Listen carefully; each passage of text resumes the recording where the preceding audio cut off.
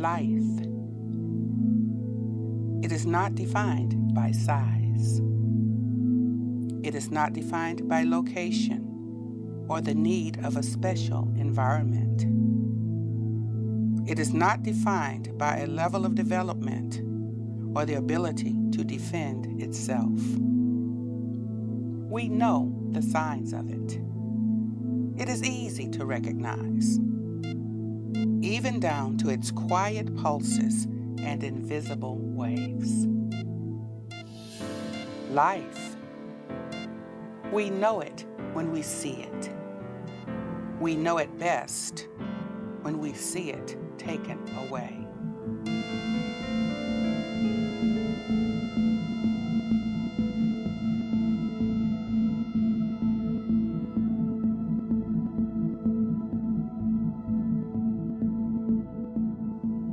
Hello, I'm Alveda King. My uncle, Dr. Martin Luther King Jr. once said, "Injustice anywhere is a threat to justice everywhere." This film explores the action of abortion and resulting consequences. You will hear personal, real-life testimonies and expert commentary as we go on this journey to explore what happens in the abortion industry and how lives are impacted. Few cultural markers are so apparent or have such a monumental impact on our society. This one was advanced by the exploitation of the vulnerable in a campaign of lies and deceit. Bypassing the legislative branches of government, this campaign was brought before our unelected judicial branch, unaccountable to the people.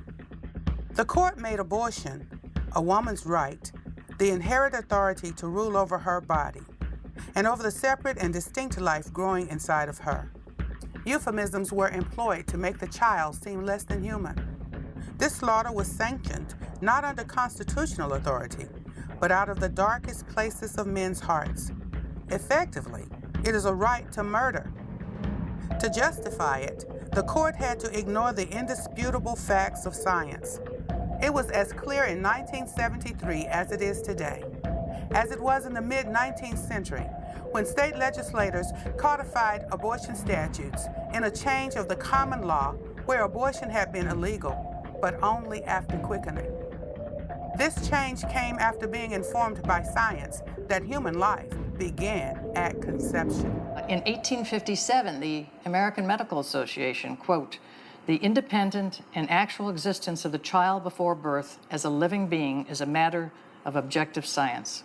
But once they realized it was a human being, then they put laws in place after the 1860s, after they understood that biology. There was a movement led in the states by doctors to prohibit abortion. Well, life was defined in the law at the time as an immediate gift of God, a right inherent in nature in every individual, and it begins in contemplation of law as soon as the infant stirs in its mother's womb. Well, we have better instruments today to determine when life begins than they did. They said it began at quickening or when the baby kicked.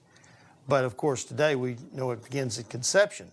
Justice Harry Blackmun said, well, religion, science, philosophers, they disagree on when life begins. Therefore, the court will not take a position on when it begins. In Roe v. Wade, they said, at this state in the development of man's knowledge, we don't know when human life begins. Well, that's an intellectually dishonest lie. Well, this argument that we don't know when life begins is not an argument based on any biological facts. U.S. Senate report states, physicians, biologists, and other scientists agree that conception marks the beginning of the life of a human being, a being that is alive and is a member of the human species. There is an overwhelming agreement on this point in countless medical, biological, and scientific writings. It's definitely not the woman's body then, but it is still that new life, that new embryo, that new beginning as a separate human being. Now, if you want to know if there's a human being, I don't care what legal history said. I don't care what statutory history said. I don't care what philosophy said. I don't even care what theology says. If I'm a policymaker, I want to know, what does science tell me about when you've got a human being? And even back then, in '73, science was clear. You had a human being at day one. The amount of ignorance of just general biology, is astonishing. I mean, we have a situation where we have politicians who go up and they quote things from the 13th century, you know, saying they don't know when life begins. I mean, anybody who's serious knows when life begins. I mean, the textbooks are there. The science is done. Oh, yea, oh, yea, oh, yea. All persons having business before the Honorable, the Supreme Court of the United States are admonished to draw near and give their attention, for the court is now sitting. God save the United States and this honorable court. In striking down abortion laws, the court invented a right for women that had never existed and took away a right for the unborn that had always existed without any statute specifically affirming it. If every person on the planet has an inherent right to life, it begins when they become a human being. I find nothing in the language or history of the Constitution to support the court's judgment. The court simply fashions and announces a new constitutional right for pregnant women. Justice Byron R. White. The scientific facts should not be called into question. It's almost laughable the extent that some people will go to try to question them. What they would see if you compared the mother's genome and DNA with the embryos, even at that very earliest stage, you'd see that these were two separate and distinct individuals. Distinct, we mean that you were a separate entity from your mother. You weren't part of her, though you were housed in her. And if you go to all the textbooks, you will find that they will resoundingly tell you that yes, when you have those 46 chromosomes, when you have that gender now identified, when you have that self-defining and self-propelling embryo that has all it needs to be continue in development to death, that is the beginning of human life. The embryology textbooks worldwide are uniformly in agreement that from the earliest stages of development, from the very beginning, you were not part of another human being. You were your own distinct, living, whole human being. The biology is very clear on when life begins. It's at conception. The heartbeat in a developing human usually starts at about 23 to 25 days, barely past 3 weeks in development. But I've talked to hundreds of abortionists, and I have yet to have one not say somewhere along the line, I'm a murderer. Tony Levatino said, I'm a hitman. I take pay from somebody to kill their child. You have to remember that I then was in the abortion clinic telling other women that it was a blood clot, yet going back in the back room to make sure all the body parts were there as early as 6 weeks. You know, they're not stupid. They know when life begins, and they know that they end the life in an abortion at any stage. Most women wouldn't kill their child if they were told this is a human being. You have the right to kill it, but it is a human being whose life is being terminated. Most women wouldn't do that. And we need to start using words that are true instead of using euphemisms to cover things up. Product of conception. Blob of tissue. Brother, you're a blob of tissue. I'm a 250-pound blob of tissue. Every human being on the face of the earth is a blob of tissue. But that begs the question, are we going to protect that blob of tissue, or are we going to allow it to be destroyed indiscriminately? The government is supposed to be the protector of our society, guardian of our inalienable rights. Yet for all their supposed wisdom, neither the courts nor most of our elected representatives claim to understand when life begins. Why do they ignore something that is so obvious to science? It might be that to admit life begins at conception, they would be admitting their own culpability, just as they sanctioned the slaughter of 50 million innocent lives. Imagine a court turning its back on history, on the law, on legal precedent, turning its back on the Constitution of the United States. That was our Supreme Court and its justices ruling as they did to sanction the violent in utero slayings of the innocent, violating their oaths of office, and turning their backs on millions of children who would be denied life. More than a decade ago, a Supreme Court decision literally wiped off the books of 50 states statutes protecting the rights of unborn children. Abortion on demand now takes the lives of up to 1.5 million unborn children a year. Human life legislation ending this tragedy will someday pass the Congress, and you and I must never rest until it does.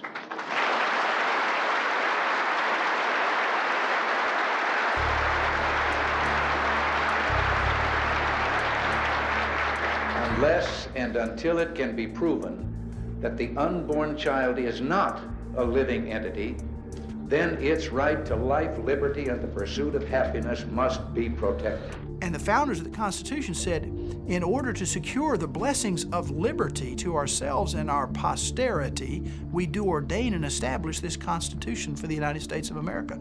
The primary purpose of the Constitution was to protect generations yet unborn and give them the blessings of liberty. No court has authority to contradict the Constitution. And when it's a plain contradiction, it should not be followed. Because the Constitution doesn't mention abortion in any respect whatsoever, they had to find it somewhere. And the court said, we find it in the penumbras, which means shadows, of the Constitution. The Supreme Court cannot take away rights that are so inalienable. So Roe v. Wade, Doe v. Bolton is a fiction. It's a fiction that's cost over 50 million lives. The Supreme Court did not give an absolute right for women to kill their unborn children. In taking away what had always been a state right, they declared murder to be abortion, making it a medical decision, handing it off to physicians to decide in consultation with the pregnant woman.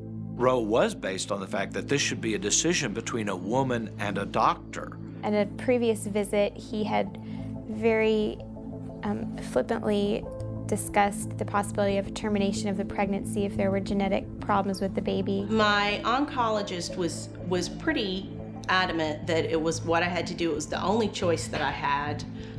It was the only way that I was going to survive. And so they encouraged me to have an abortion to save my life and to be rid of a child who would be incompatible with life. While those advocating for abortion on demand celebrated the Roe decision, many in the legal profession, and even on the radical left, knew this was an indefensible decision from a legal perspective. Not only did the court contrive a right, it did so blind to history and blind to the precepts of science and the law.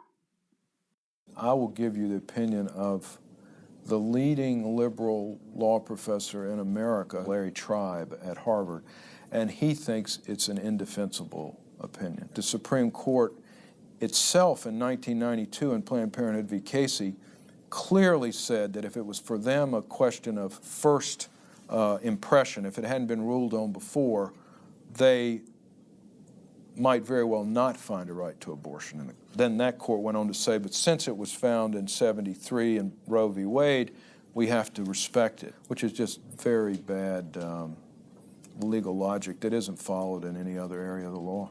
Today, we define precedent as anything that a judge says, as long as he's higher than you are. And that's the highest thing is not the judge, it's the Constitution of the United States. In no other area of the law do you protect a precedent simply because it's there, because a decision that's wrong is an unconstitutional decision. So you'd have to, if you respect the Constitution, you'd have to overturn it. The myth is not that these are not children or that these are not people. The myth is that we can take protection away from the children in the womb, but hold on to it for ourselves. The reality is we can't. As soon as you take protection away from anyone in the human family, individual or group, you've taken it away from everyone. The right to life is in the 5th Amendment and the 14th Amendment to the Constitution. Nowhere is there a right to abortion. So the judges usurped their role as protectors of the Constitution when they created a right that was never intended to be in the Constitution. The law governs even the courts. And if you fail to recognize that basic principle, that judges are under law, then you have havoc. But it doesn't make it law. Law is made by the legislatures of the state, or by the United States Congress, or by a constitutional amendment. So there's nothing in the Constitution that says the Supreme Court has the right to make laws on everything. That's what you've got legislature for. Judges on the Supreme Court and at many levels of the judiciary have become corrupted by the power to interpret the Constitution. They now believe, and they have admitted in their judicial opinions, that the Constitution means what they say it means, and they can mean whatever they want it to mean. Second thing they said was, because the Supreme Court has resolved this difficult, divisive issue, Americans should accept that resolution because to do otherwise would undermine the credibility of the court. If it was a bad decision by the Supreme Court, why should the American people accept it? They're saying just because the Supreme Court gave it, and that it undermines the credibility of the court to challenge Roe. I think it undermines the credibility of the court to reaffirm Roe. Their oath is to uphold the Constitution, right? So if they're not going to overturn decisions that are contrary to the Constitution, and they know it, and they're only doing it because it's been there for a while, that would seem to violate their oath.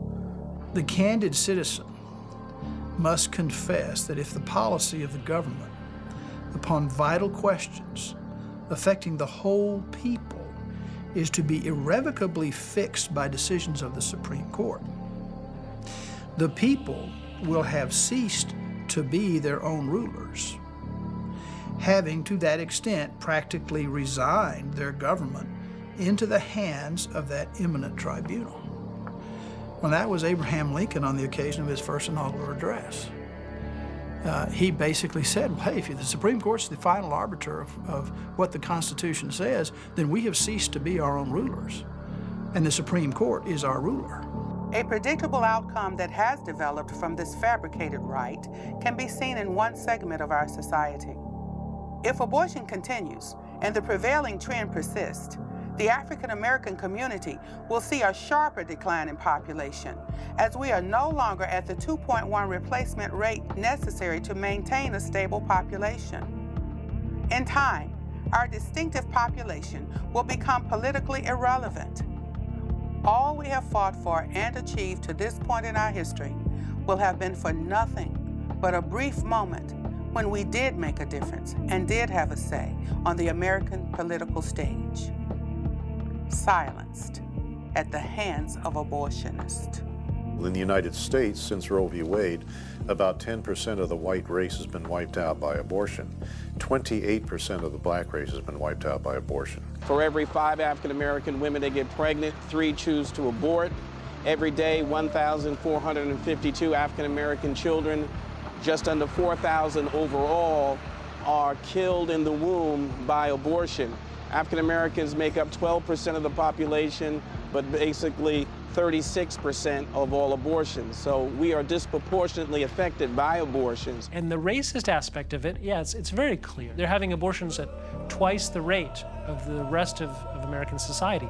That doesn't happen accidentally. Abortion happens when people are targeted. After 35 years of abortion, we have lost 14 million lives. We only make up 25% of all of their other services, with almost 45% of the abortions they perform. Each woman has to have 2.1 children to maintain a stable population in a developed country like the United States. For the first time in 2003, the black population went under 2.1 replacement. With the next few years, the black population will actually begin to decline. As a black American, I know that most folks rank slavery as the worst thing that ever happened to America.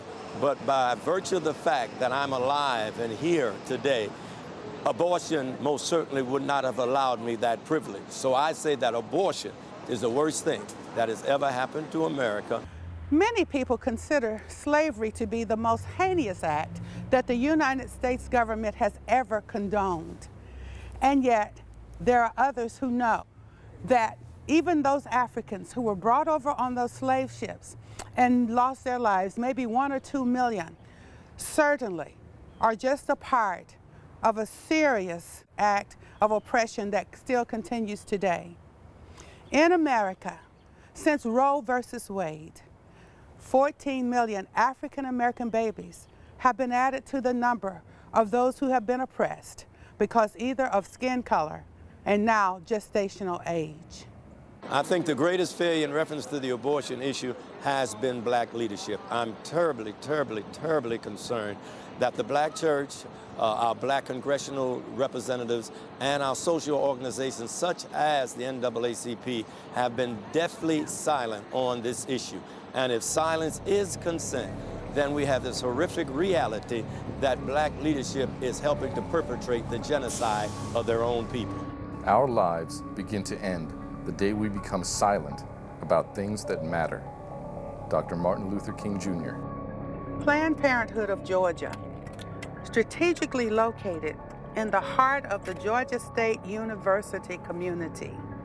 All around you, you see the student buildings and young students walking back and forth in the community. People often wonder why young people and even children are having sex earlier and earlier. Well, it's not so hard to figure out. You have Planned Parenthood in the middle of your college communities, not far from your high schools, and young people walking back and forth. They can walk right in and get free birth control or very low price birth control and free condoms. And when the condoms don't work and when the birth control fails, they can go right back and get an abortion. 20 years after Roe v. Wade, that for 20 years people have organized their personal lives around the availability of abortion as a backup when contraception fails. Planned Parenthood is one of the biggest distributors of birth control devices, but these birth control devices fail 2 million times a year in the United States.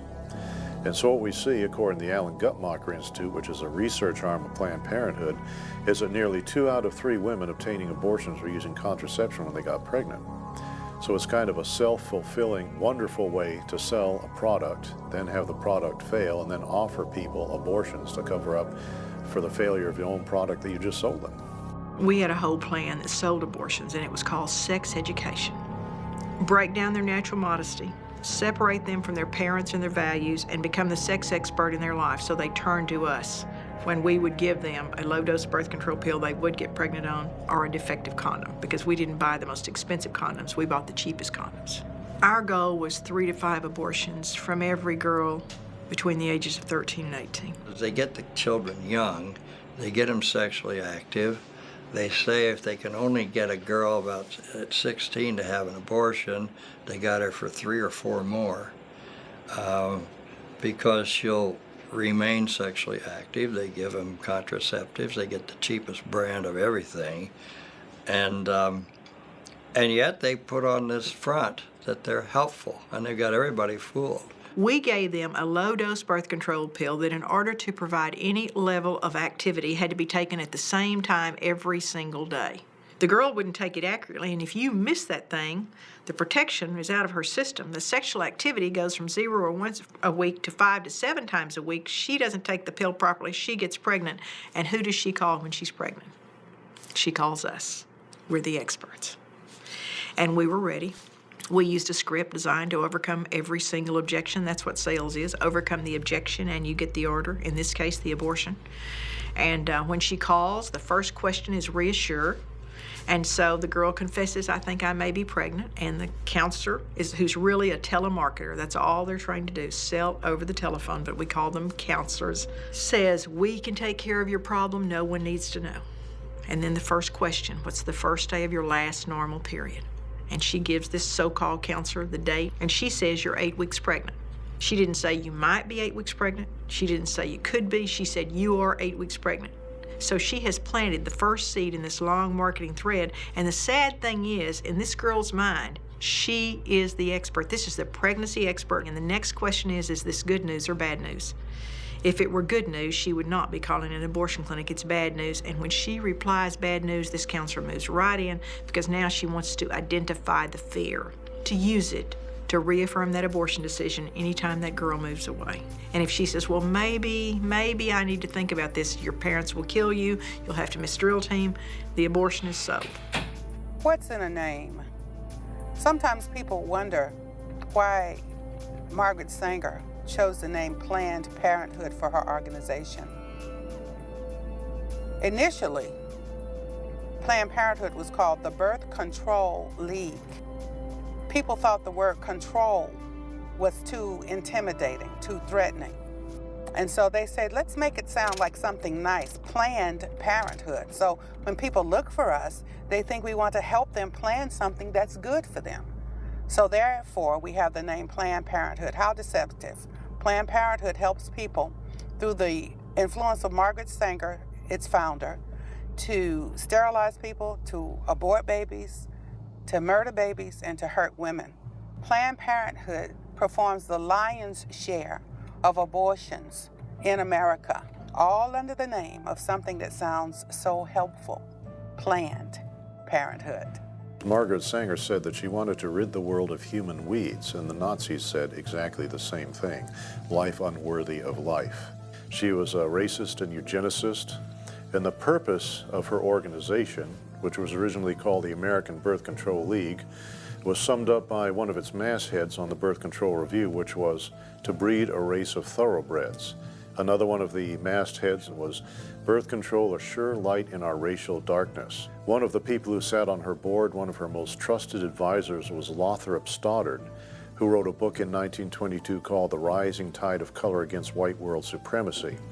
And in it, he said that crossings with the Negro are always fatal. Margaret Sanger, when she started the American Birth Control League and later Planned Parenthood, had an agenda, a eugenic agenda to quote unquote get rid of the inferior races. Planned Parenthood today refuses to admit that Margaret Sanger's a racist. We do not want word to go out that we want to exterminate the Negro population. And the minister is the man who can straighten out the idea if it ever occurs to any of their more rebellious members. Margaret Sanger. While no direct link has been established between Margaret Sanger and Adolf Hitler, there are enough Nazi connections to see that their thinking was in line with each other and that they shared many of the same twisted ideals. This is little known, but in the United States, forced sterilization of minority women only stopped in 1972. Several 100,000 minority women were forcibly sterilized against their will under the Buck v. Bell Supreme Court decision of 1929, where one of the Supreme Court justices said famously, 3 generations of imbeciles is enough. The Negro Project was specifically aimed at having people go throughout the South and convince the Negroes not to have children. Margaret Sanger was deeply involved in eugenics in the United States. Hearts of the ideas that the Nazis came up with were generated by U.S. and British eugenicists. In Margaret Sanger's premier publication, which was called the Birth Control Review, they ran articles written by doctors of the Third Reich. We also know that in Nazi Germany there was a Dr. Hans Harmsen who was writing all of the sterilization laws for the Third Reich. And that after World War II, Hans Harmsen was part of the group that started the German affiliate of the International Planned Parenthood Federation. So there are a lot of connections between the atrocities that went on in Nazi Germany and Planned Parenthood. Although forced sterilizations of black women ended in 1972, the eugenics movement continued with the striking down of state laws in 1973 with the onset of Roe v. Wade. While the method had changed, the outcome was still in place. But now, eugenicists would be able to continue to kill babies and hurt women on a massive scale. With the targeting of minority communities and encouraging abortions at a high enough rate, they could ensure a decline in the population of those that Margaret Sanger considered to be weeds. Planned Parenthood is nothing more than a shell for the eugenics campaign that began a couple hundred years ago. This whole Holocaust in the African American community is based on racism by Planned Parenthood. Most people are familiar with Roe, the case that made abortion possible through the first trimester. It was the case of Doe versus Bolton, centered about Sandra Cano, that made abortion possible through all 3 trimesters. This decision made it possible to kill a fully viable human being up until the very day of birth. Most people think abortion is legal only to 3 months of pregnancy in the United States, whereas we all know, those of us who are in the business know that this is legal for all 9 months of pregnancy until the very day of birth. Now, abortions are done through all 9 months of pregnancy, not because of Roe v. Wade, but because of Doe v. Bolte that said for the health of the mother, an abortion can be completed through all 9 months of pregnancy. But the problem was that health was defined as mental health. And we would say to this scared young woman, you would have problems with this pregnancy should you carry it to term, wouldn't you? She'd say yes, and we'd chart it emotional health. Over 60% of the people didn't believe that abortions took place past 20 weeks. Unfortunately, abortion has been decriminalized all the way through the moment of birth. Once the protections of life were removed from all 9 months of pregnancy, Planned Parenthood accelerated their eugenic agenda by placing a majority of their now legal abortion clinics in minority neighborhoods. Planned Parenthood Federation of America locates most of its abortion clinics in minority neighborhoods. Planned Parenthood does most of its abortions on minority women. Knowing they could not get the approval of the people, nor of the legislatures of most of the states, nor Congress, those seeking to legalize abortion armed themselves with lies and false statistics. Bypassing the lawmaking branch of the government, they took their contrived evidence to the courts. In NARAL, we generally emphasize the drama of the individual case, not the mass statistics. But when we spoke of the latter, it was always 5,000 to 10,000 deaths a year. I confess that I knew the figures were totally false, and I suppose the others did too. Dr. Bernard Nathanson, co-founder of NARAL. The true numbers were, before abortion was legalized, about 40 to 70 women died every year of abortions in the United States. Now, the trouble here is that those were all very heavily publicized. After Roe v. Wade, they're covered up. So we think that the number of 50 to 100 women being killed by so-called safe and legal abortion is probably still accurate in the United States. Those seeking to end laws protecting the unborn found the perfect pawns to take the fall in their deadly crusade. Sharp, articulate, well-educated women were driven to prey on their vulnerable sisters, manipulating them into thinking their support for abortion would make their lives significantly better. Both Norma McCorvey and Sandra Cano, whose names are forever linked with the murder of unborn babies, never had abortions. They gave life to their children while shrewd lawyers used their names to suck the life from millions of other so-called unwanted children. Sarah Weddington and Linda Coffey had to have a pregnant woman who would sign the form, who would sign on the dotted line. I'm not an Ivy League person, never have been. When I came along, I was just like the prize they had waited for.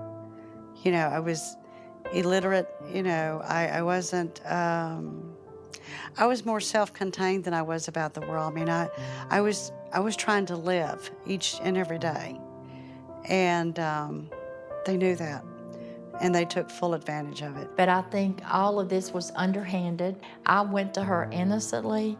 I didn't have money. I needed a divorce, and I wanted my 2 children home. She had put the point to me, if a woman and a man work, should they not be able to make the same amount? They did the same job.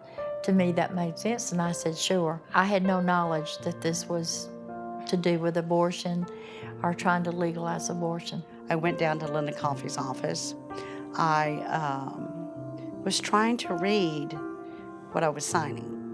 And they said, oh no, don't worry about it. We're your friends. We're going to help you. I never had to go to any of the court proceedings. The only thing I did was sign the piece of paper that brought Roe versus Wade into being. While these lawyers were calling for the right of choice for women, where's the choice when only one option is offered? That's an essential fallacy in the woman's so-called right to choose. In most cases, it's not a choice at all. A decision is reached without all the facts or based on misinformation. Other options are not presented, and a deadly course of action is forced on a woman. We have to talk about something that uses lies, coercion. The #1 slogan for abortion is pro-choice. And the ironic thing about that slogan is that when you ask women who had abortions, why did you have that abortion? the number one response is, I felt that I had no choice. A majority, maybe upwards of 80% of abortions in America happen with some form of coercion. In other words, not the woman's choice. I had this one lady that called me one afternoon, and she said that she wanted to make an appointment for her daughter to come in and have an abortion. I said, does she want to have the abortion? Well, you know, it's not her choice. So I went to a counselor, a Christian counselor, and she kept saying I needed to have an abortion, and then this was not a good thing for me to do, and it wasn't going to be good for my kids. Then I told my fiance, then I told my mother, then I told my other family members. All of a sudden, everybody's like, you can't do this, you can't do this, you don't want to do this is not good for the kids, this is not good for you, this is not good for our marriage, I don't want to raise this child. Would have been somebody who would have changed the dynamic of our family. And the relationships that they would have created would have changed everyone that they interacted with. But they're not here. In abortion, it's not about choice, it's about despair. It's not about people who are getting abortions because of freedom of choice. It's about people getting abortions because they feel they have no freedom and no choice. Through conversations with him pushing the abortion, and then that kind of frustrated me at some point. I just felt like he didn't care about me, that he was just thinking about, like, let's fix this. That's exactly his words. We need to fix this. But I was in fear and in crisis, and at that point that I felt like I had no choice. Women are the victims. In a lot of these cases, women are coerced and in crisis mode and regret the decision that they've made. Women feel threatened that if they don't have an abortion, their lives will be punished for it. The stories of the boyfriend saying, I'll give you the $300 and our relationship will continue if you have the abortion. If you choose to keep the baby, there's the door. I was dating a young man, and we got pregnant. And the first words out of his mouth to me were, "You're not having it, are you?" And I remember that sinking feeling in my heart, and I thought, well, no, I guess not.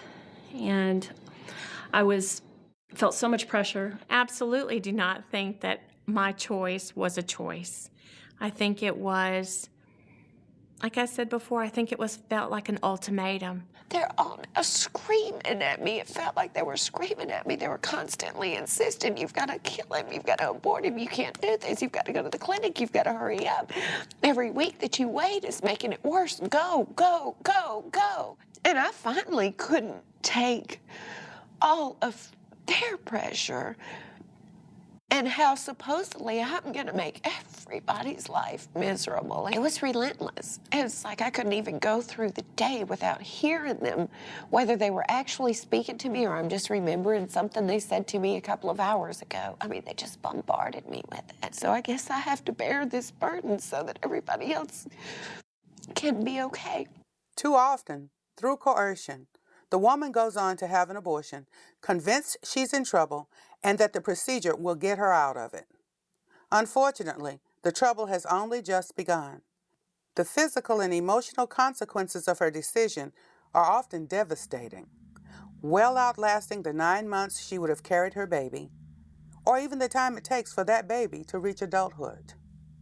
We remembered what our girlfriends looked like before and after. Because abortion goes to the core of who we are as women, and the fact that we are involved in nurturing life, that an abortion experience really does leave a mark. There's something that happens to a woman's mind once they pass what I call that fine line.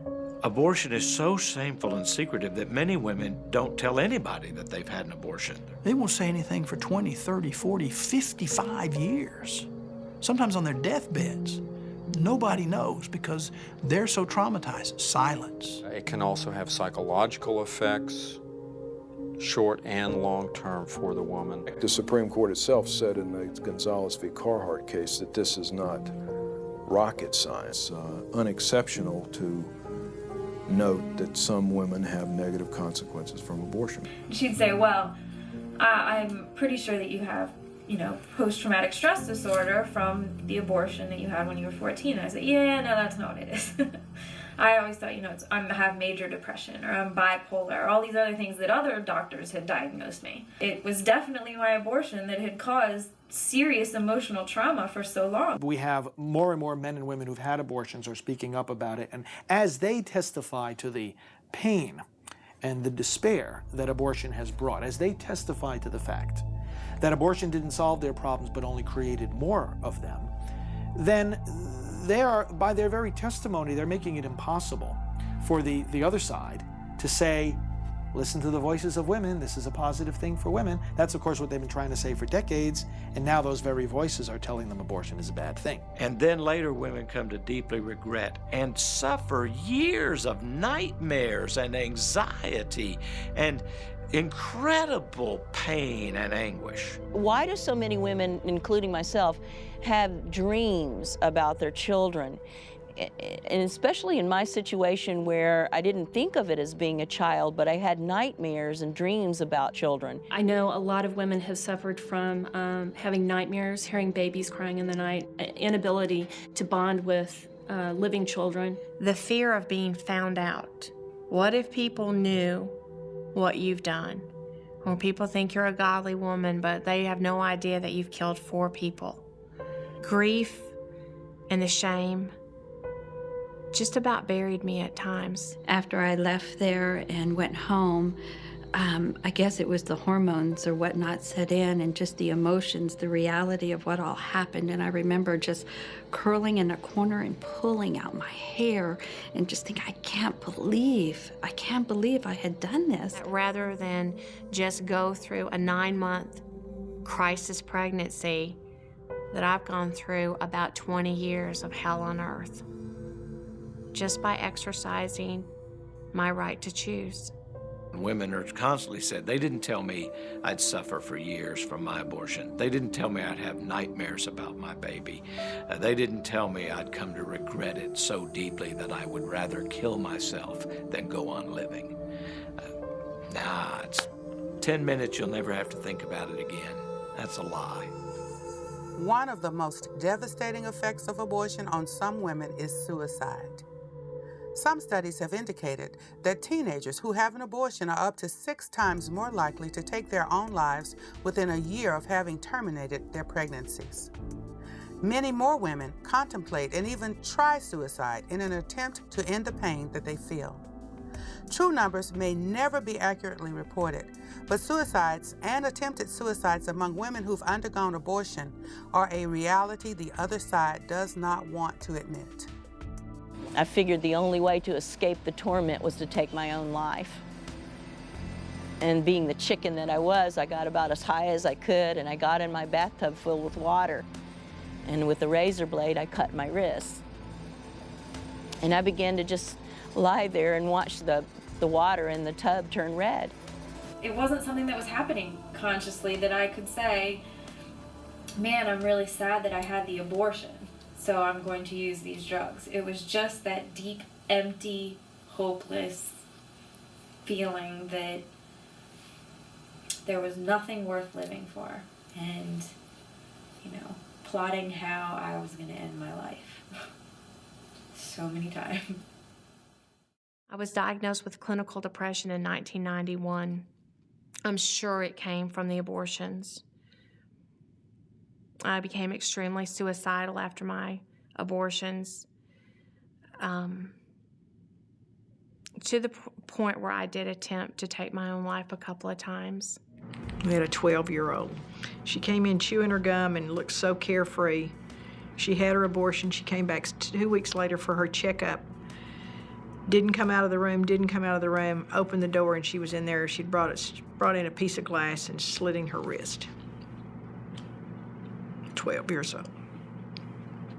But we all have that moment where we realize that we are moms and we killed our children.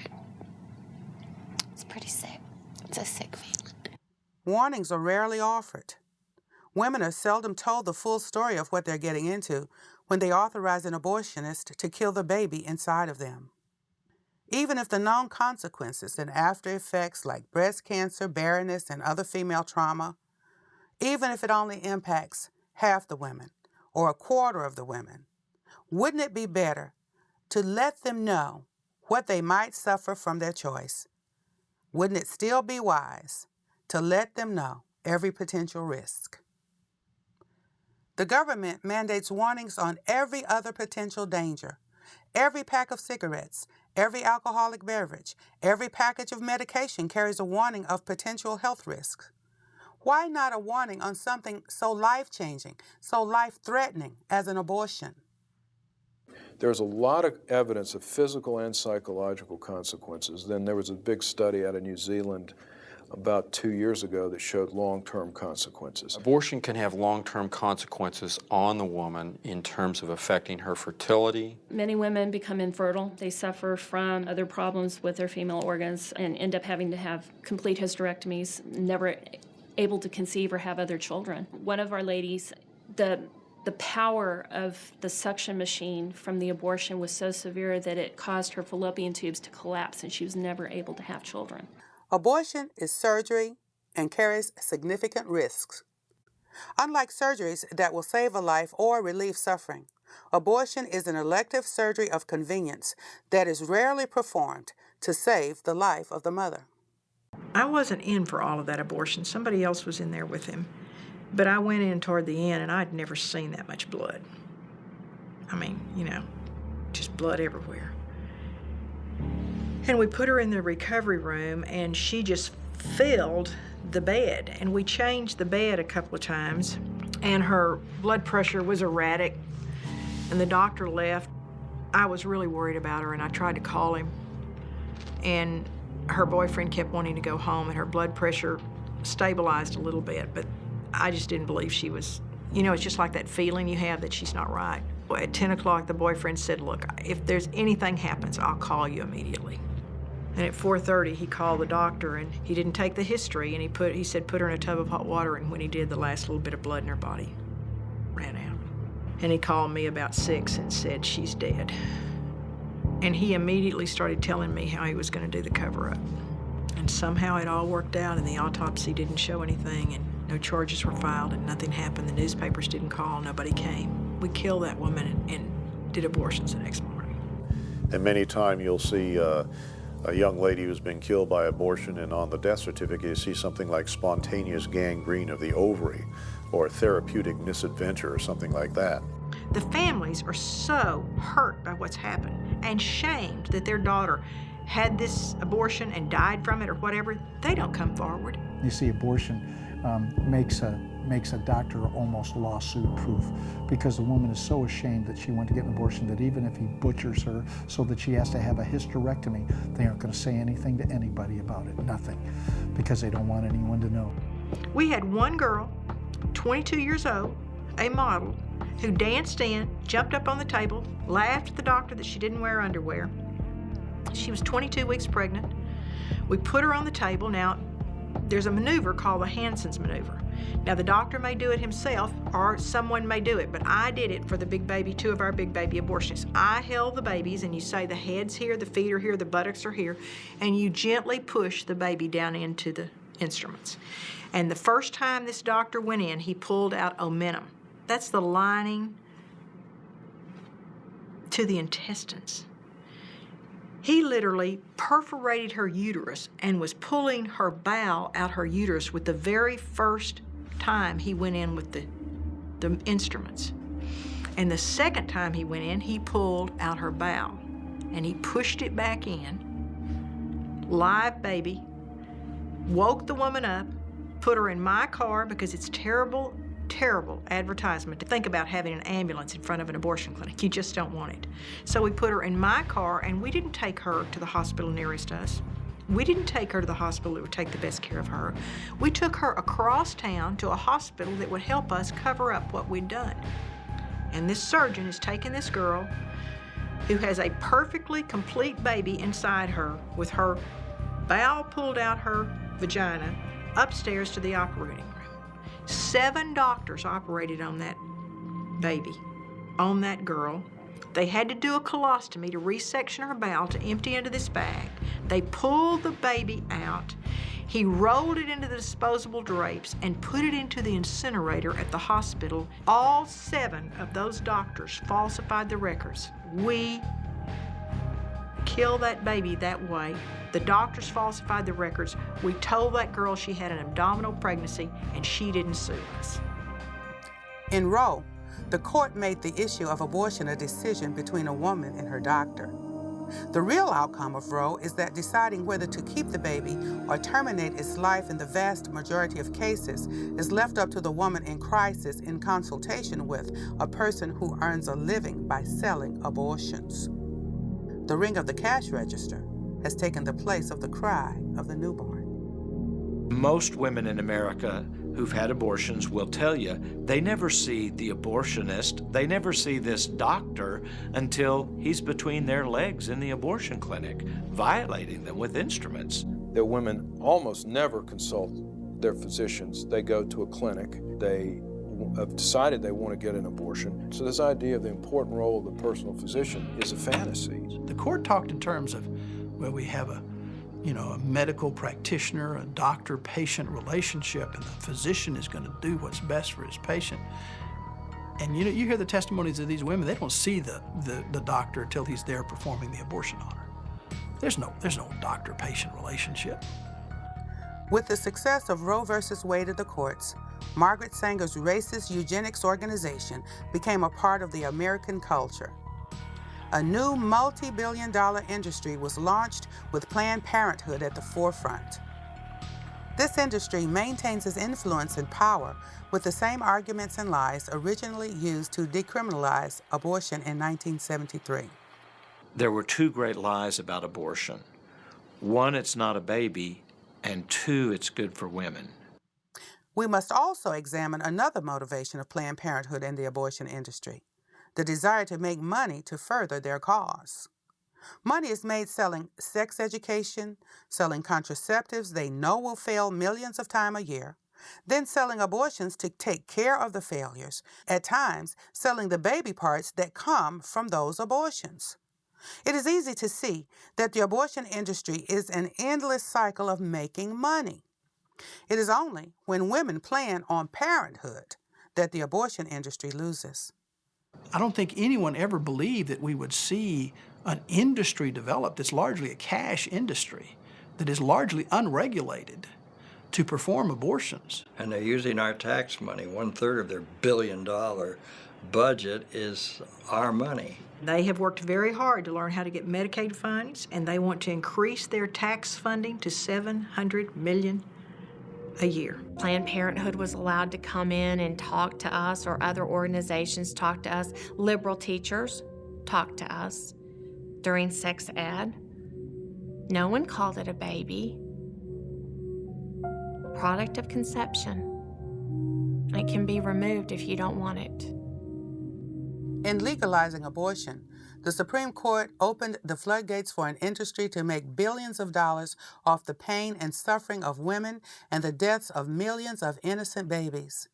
A way to exploit the crisis situation so many women find themselves in. At a time when women are at their most vulnerable, court-sanctioned abortionists offer a service promising to solve the problem. But, unlike other businesses, they leave their clients having to deal with the consequences without offering a warranty or even a refund when their product proves defective. Abortion is a skillfully marketed product sold to a very frightened person in crisis. They buy that product expecting a fix and find it's defective. We were told that we had to make $40,000 a week in order to stay here. Of course, we found out later that he was lying, that he just wanted to build up his money resources, Abortion is a very lucrative business. We put a clinic out on 30. It paid for itself in the first month. It was a profit center. And we were well on the way to opening more clinics. As a matter of fact, our plan was to open 3 abortion clinics in 1983 so I could be a millionaire in 1984. There's a lot of money involved. We never would take personal checks. We'd take credit cards, but we frowned on it. We always encourage the ladies to bring cash. Why is that? So you don't have to report cash, friend. You know, they came in for 2 or 3 hours and wanted to do 20 abortions or 30 abortions and make their money and go away. They didn't care if the instruments weren't clean, and they didn't care if the instruments weren't cool. They just wanted to get their money and get through the day and go. There was a receipt on the chart. They would collect them, bring them up at the front at the end of the day. We would balance them, pay them in cash, no 1099, no W-2. But I'm certain people killing babies for a living probably reported it to IRS, don't you think? We will never know for sure how much money is made because the abortion industry hides behind the skirts of their patients in declaring medical privacy. It's a business, and we can't deny that fact. That's what gives it a certain amount of coercive and secular power. The money that is generated by abortion then gets plowed back into the political realm to support candidates who will keep it going. When an organization makes millions upon millions of dollars on providing abortions, and sometimes in a community they're the sole proprietor, they've got a monopoly on it, why wouldn't they then encourage more abortions? Because more abortion means more money. More money means that they can go back to the government coffers in the case of Planned Parenthood and say, look at all the good we're doing. And so they can ask for more government money. Planned Parenthood is expanding now. They're building gigantic abortion clinics in anticipation of socialized medicine because they hope that if a Democrat becomes a president of the United States, there will be socialized medicine brought in, and then they can charge between $1,000 to $1,500 for even first trimester abortions and have them all paid for by the government. The abortionist has a financial interest in the woman having an abortion because he gets paid if she has an abortion. He doesn't get paid if she doesn't. Now, what do you think he's going to tell her to do? We knew how many people, how many calls they got, and what their percentage of completion was. And their raises were based on the percentage of completed abortions. And they got bonuses and could make pretty good money doing that. If helping women were at the heart of the abortion industry, the so-called service of ending the baby's life could be offered for far less money than is typically charged. The clinic could remain in business and still realize a profit. But that's not it.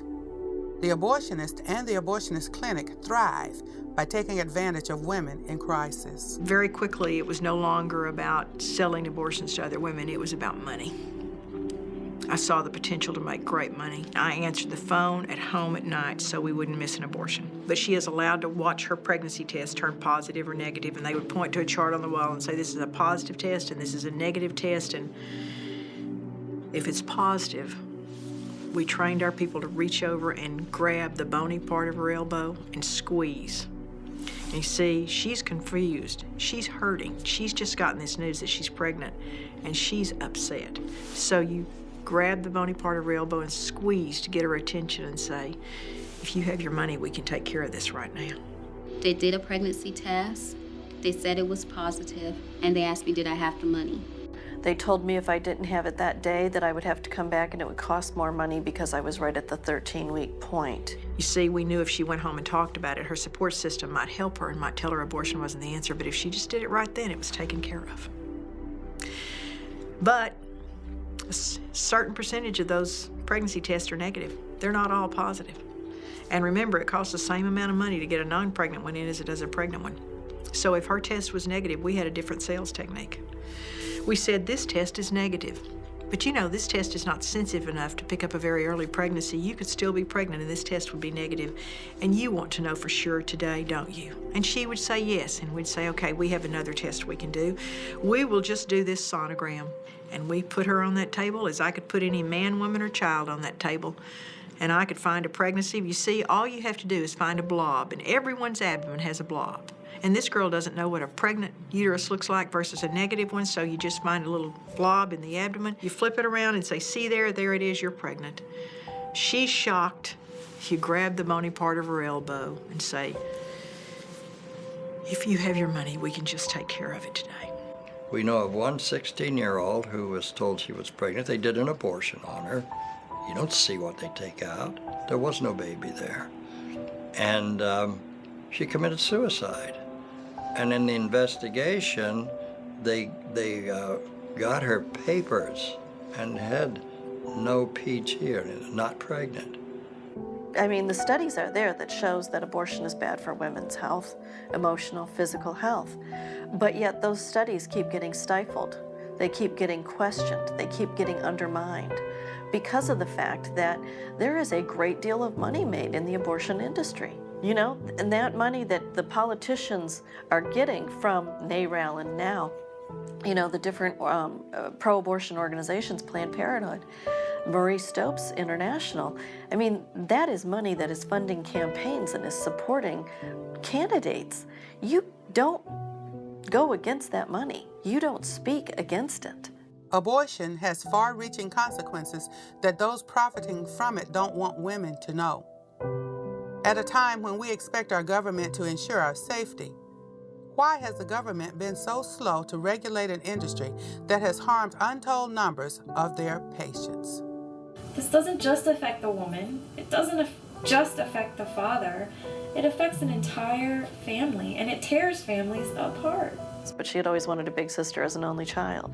And when she was 8 years old and found out that I should have had an older child, there was somebody missing in her life. And then she went, well, wait, where's the baby? And I had to explain to an 8-year-old what abortion was. Okay, let me just make sure I get this straight. And she was standing right in front of me. And she said, you were 16, you were pregnant, and you killed your baby. And I had to look that little girl in the eye. And I had to say yes. And this look of terror went across her face. And she didn't say anything more. She just walked away. And I asked family members to go with me. They didn't want to go. They didn't want to go. They want me to do it, but they didn't want to go. My fiance didn't want to go. I finally found somebody who would go. Anybody that was telling me to do it, none of them wanted to go. Some men have had no choice.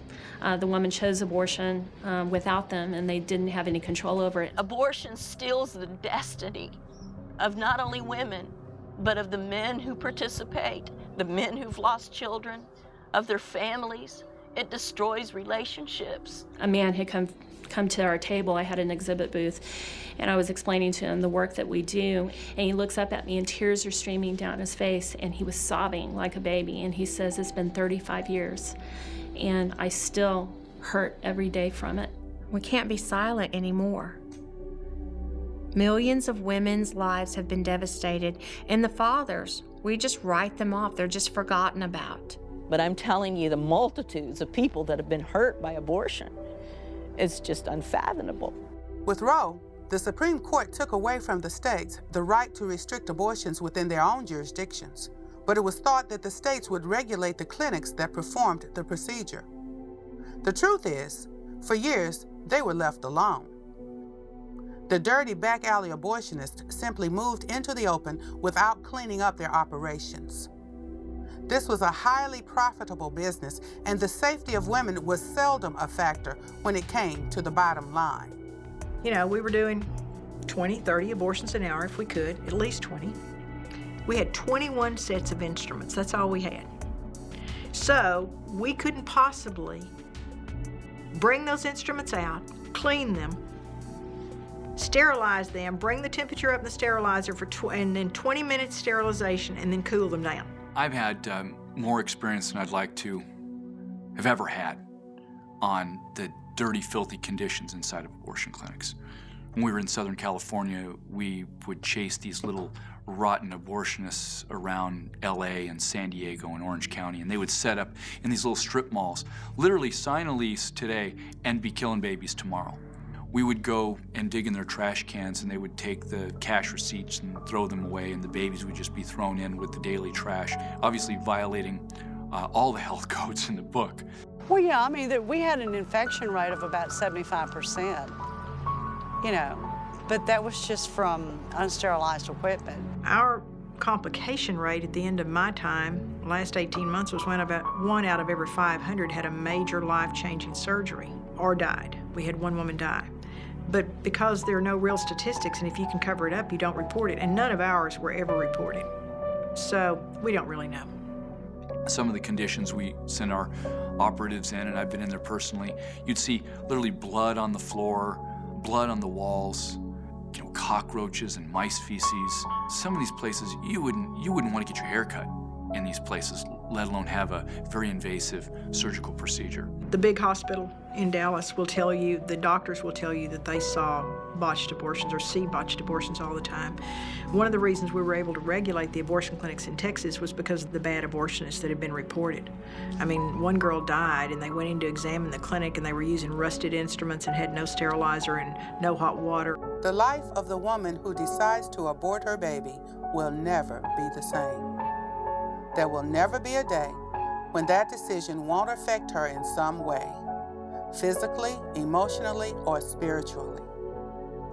But the consequences of taking a baby's life aren't hers alone. The men and women who work in the abortion industry pay a price as well. Seeing the killing of innocent babies day in and day out takes an enormous emotional toll. But no one talks about what happens inside the abortion clinic. And everyone fights. It's the most chaotic place you can imagine. The doctors fight, the nurses fight, everybody's taking drugs, everybody's drinking, it's, you know, they're having affairs. This movement is surrounded by so many lies and distortions and obfuscations that the vast majority of people haven't the slightest idea what an abortion is. But it's pretty gruesome to look at that baby and see that it really is a human being. And, you know, no different from you or me except in size. I recognized I'd been involved in the death of 35,000 babies. The murder of one woman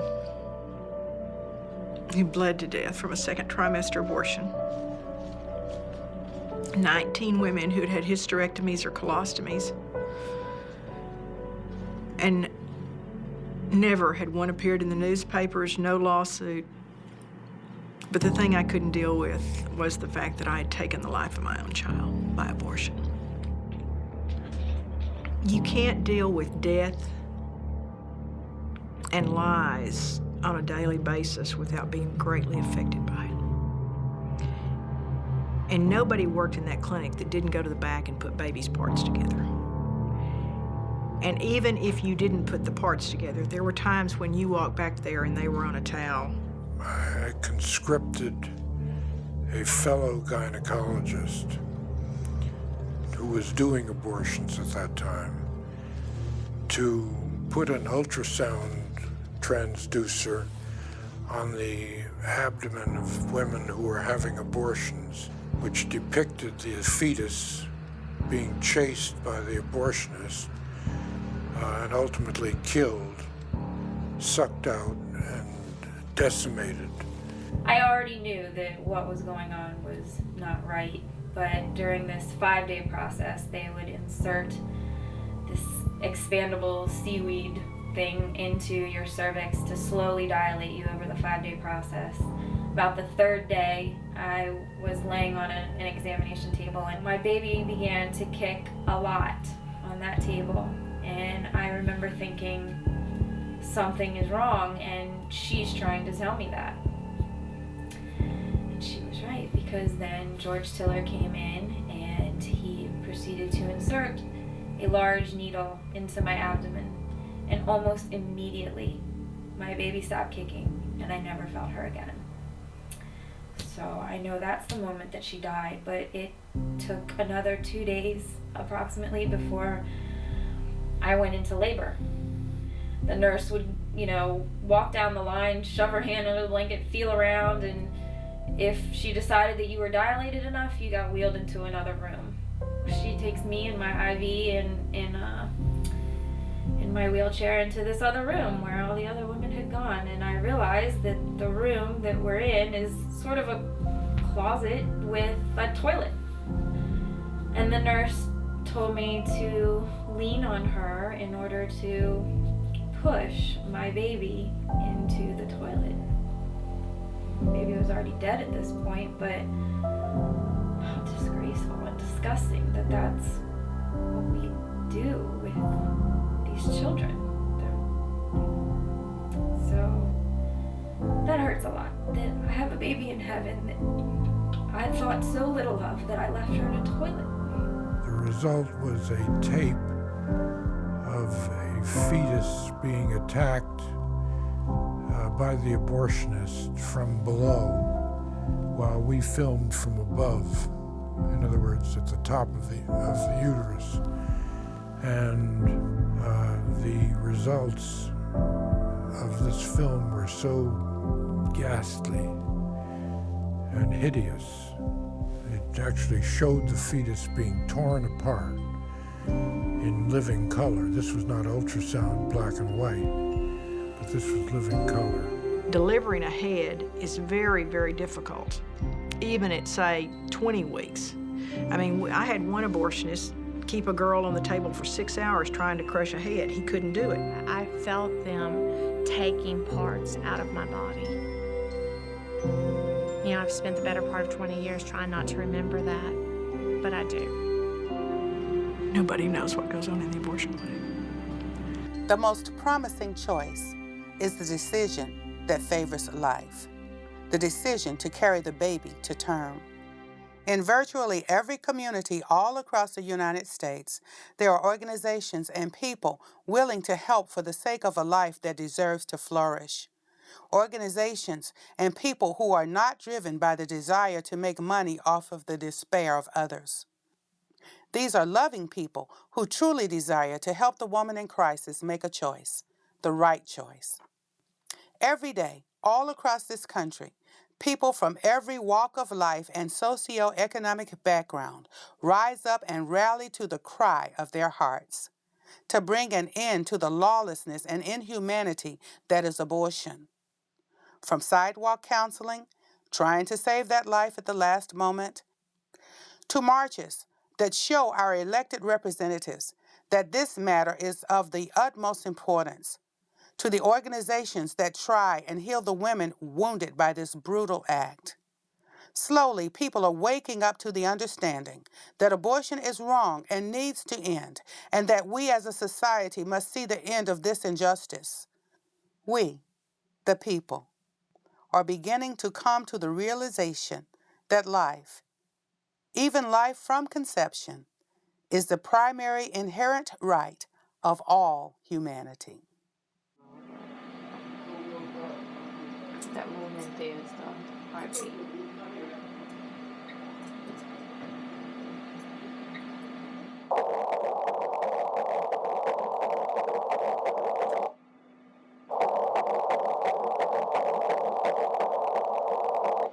Sounds like a grown person. The heartbeat is 176 beats a minute. Good. You serious? That's normal? That's very normal. I know they heart beat very fast at first. Right, yeah, and then as the pregnancy progresses, it slows down. Yeah. And every day I think about what could have been. What could have been if I had my baby. They just don't know about the resources and they're in complete despair. So we need to be there to love them and to show them that we care for them and to get them the help they need. So if there's a woman that's considering abortion, that to not buy that lie, that they will miss the greatest blessing of their life. And these women need to hear that, you know, that they're special and loved. It helps 100% because they don't want to necessarily see like big posters and signs of what they're doing. They know that it's wrong. They know. They want to hear that they're loved and that there's hope. Everyone that had an abortion was encouraging me not to have an abortion, basically telling me to learn from their mistake, learn from them that it's not what I need to do. When you're fighting for your life, you need to know what you're fighting for. And if what you're fighting for is life, then how do you destroy a life in an effort to fight that fight? It's almost hypocritical. You know, I'm fighting so hard to save myself that I'll kill someone else to get that. When I share about what I've done, it's with the hope that I can reach one woman with the truth about abortion so she will not make the same choice I did. that she will not buy the lie. Once you heal from that abortion, all of those issues that were in your life evaporate. They go away. They get resolved. I needed to let it go. I needed to let God forgive me. And once I did, and once I really put a face on that problem, I've never had those issues with depression. It was pretty much all just about the mother, and basically it was like the child didn't even matter. It was, 100% just a mother's health issue. We knew we'd done the right thing regardless, but she, from the moment she was born, responded completely appropriately for a newborn baby, and there was no reason to think that there would be anything that would come up later. I had a boy. He's 2.5 now. If you look at it in terms of the continuum, I know scientists like to divide, and of course we divide things into different categories because that's what we see, that's the best way we can actually consider the scientific facts that we're finding. But the fact doesn't change that this genetic entity that already has a gender can continue on to death. Sadly, I think if at any time one of their fathers had asked me not to abort them, I would have definitely kept that baby. I carried my baby to full term, and I gave her up for adoption. And I'm happy that I did. Is that abortion is really, to me, the ultimate exploitation of women. And none of that is being discussed, because the reality is once it starts being discussed and we really blow the lid off of this issue, and the truth has really come out about what abortion does to women, let alone the unborn baby, our dead babies, it will be over.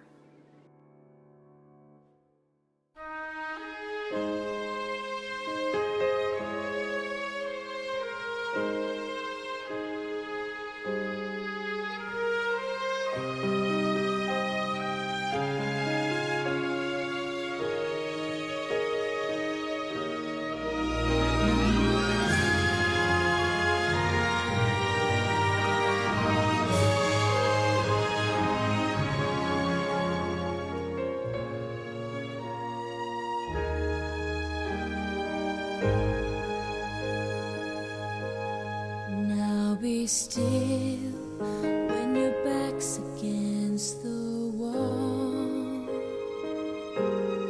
Victory, there seems no hope at all.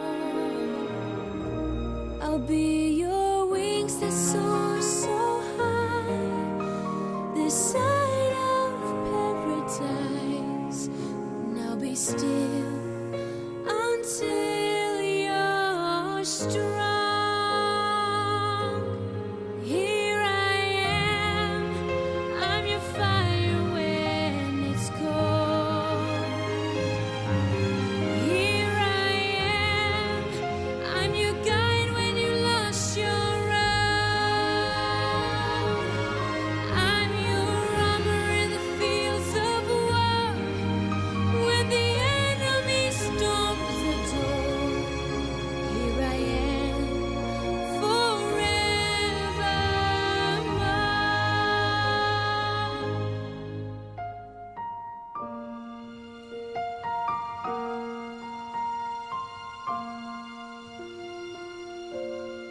Take my hand when shadows hide your way. Take my hand, they'll come on brighter day. For the love of you and me is for eternity. Take my hand, close by your stay. Here I am, I'm your fire when it's cold. Here I am, I'm your guide when you lost your road. I'm your bridge above the stormy sea when I